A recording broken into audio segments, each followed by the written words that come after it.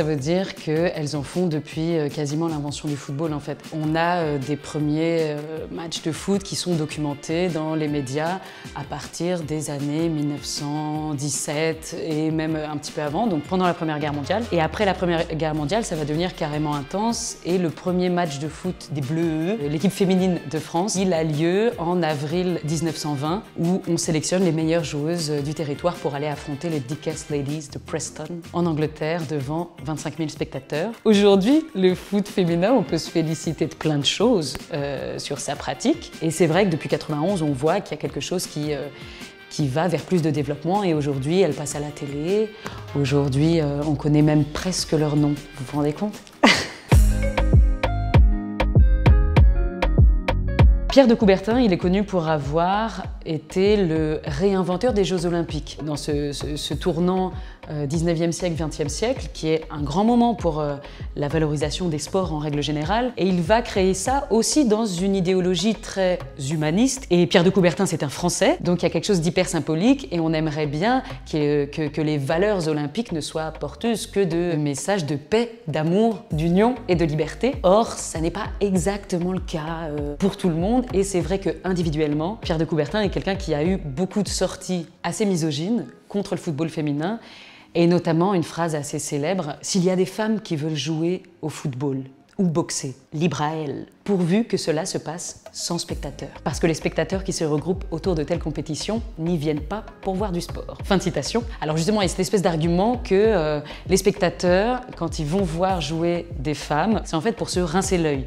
Et donc il réactualise une espèce de sexualisation permanente du corps des femmes et sous couvert de protéger leur moralité, en fait, il les exclut et il ne va pas du tout faciliter la tâche aux premières sportives et notamment aux premières footballeuses. Dans les années 60, ce qui va se passer, c'est qu'on a construit beaucoup de stades. Il y a la publicité qui commence à faire son apparition sur les maillots. Le sportswear, qui était déjà apparu plus tôt, devient franchement industriel. Donc c'est là où le foot va commencer à devenir un petit business. Et beaucoup d'équipes des années 60, les équipes de femmes, vont ainsi enchaîner des espèces de matchs un petit peu spectacles. Donc c'est soit des matchs de gala, soit ce qu'on appelle des levées de rideau. Une sorte de première partie d'un vrai match de compétition masculine où là c'est du sérieux et là on n'est pas là pour rigoler. Donc c'est « Oh, et si on faisait jouer des filles ? Oh ouais, ça c'est bon, ça va attirer les gens, justement, non pas pour la beauté du jeu, mais plutôt pour quelque chose de la parodie, en fait. » Je pense que les athlètes, après, ont dû à la fois démonter cette image et prouver leur valeur sportive. Et donc, c'est complètement une double peine. On le sait quand même un peu, puisque notamment les Américaines sont les championnes du monde en titre. Et c'est qu'elles en font depuis un peu plus longtemps et qu'elles ont beaucoup plus de moyens. Et même les sportives françaises, Marinette Pichon par exemple, n'a été véritablement rémunérée en tant que professionnelle que lorsqu'elle est allée jouer aux États-Unis. Même en France, alors qu'elle était considérée comme la meilleure joueuse, en fait, il n'y a jamais eu, jusque dans les années 2010, des salaires qui permettaient de ne faire que ça. Après, ce qu'on sait moins, aux États-Unis, contrairement à la France, à la plupart des pays d'Europe, le football n'est pas du tout le sport national. On sait bien que c'est le football américain. Et puis après le football américain, il y a le basket et après il y a le baseball. Le soccer, il est relégué à une place de sport, c'est même pas secondaire, quoi.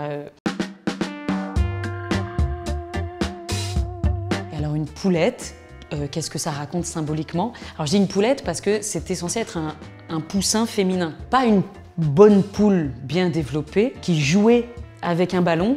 Je dis jouer parce qu'elle faisait des petites passes qui n'étaient pas forcément conventionnelles du monde du football et elle arrivait sur Terre en faisant un cœur avec ses doigts. Elle avait été créée comme la fille de Footix, qui était la mascotte de la Coupe du monde masculine de football en France en 1998. Ça crée une histoire de filiation et justement comme si le football féminin était l'enfant du football masculin et donc comme une espèce de la même chose mais en plus petit et en plus fragile. Moi cette mascotte m'avait un petit peu embêtée, outre le fait qu'elle faisait des symboles hyper girly, qu'elle avait des grands cils, qu'elle avait du maquillage et qu'elle avait des cheveux longs avec une queue de cheval, c'est-à-dire dans des codes de féminité vraiment très hétéronormés et très old school. Et ça, c'est très questionnant.